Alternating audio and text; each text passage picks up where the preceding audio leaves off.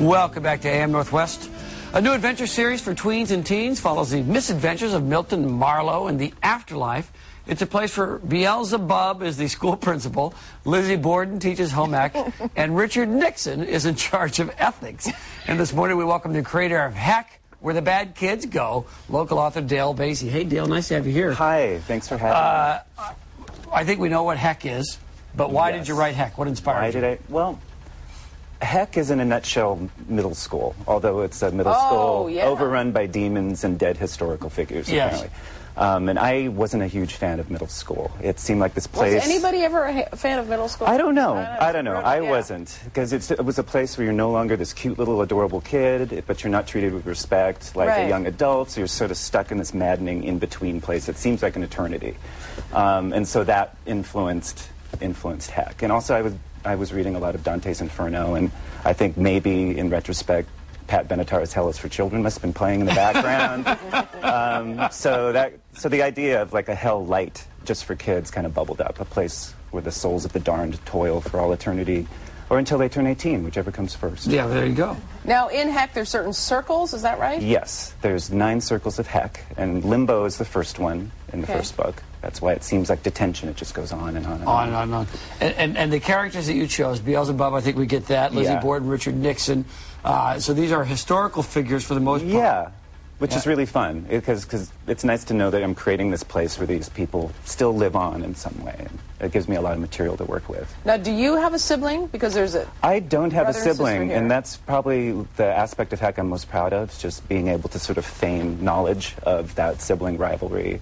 They're basically just 2 aspects of myself. Milton is this sort of uptight bookworm who's afraid of most nearly everything, and Marlowe is this impulse control challenge kleptomaniac goth. So I like to think I'm somewhere right in the middle there. And you say it's you. It's not anybody you know, really. Or a little bit I'm not at liberty to say. But tell us the story. They end up in Heck because... Well, basically, Marlowe, who, as I said, is a kleptomaniac, she tricks her brother Milton into a shoplifting excursion that results in their untimely demise at the mall. And so that's where they end up. But there's also other forces at work. And Milton can't figure out why he's in Heck. Yeah. He's been wronged.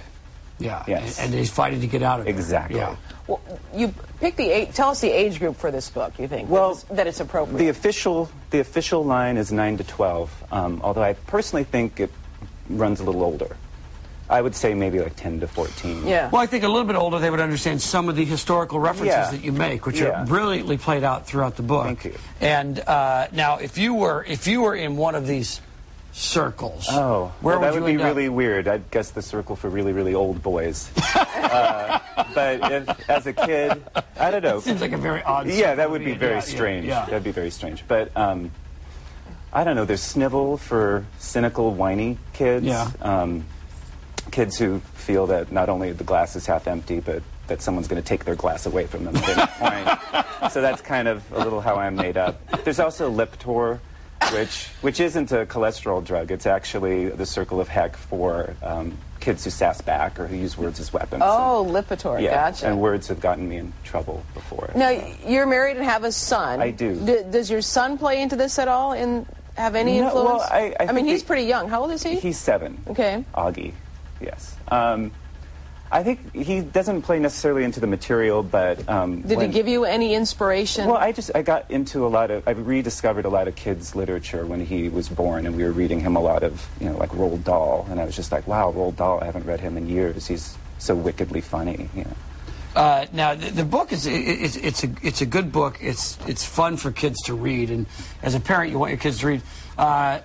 I'm thinking there's got to be a movie in the offing for this, don't you think? Oh, yes. Well, actually, I mean, I think my first draft of it, my editor was almost like, okay, usually we say, show, don't tell, but you're almost taking it too far to show, don't tell, into screenplay.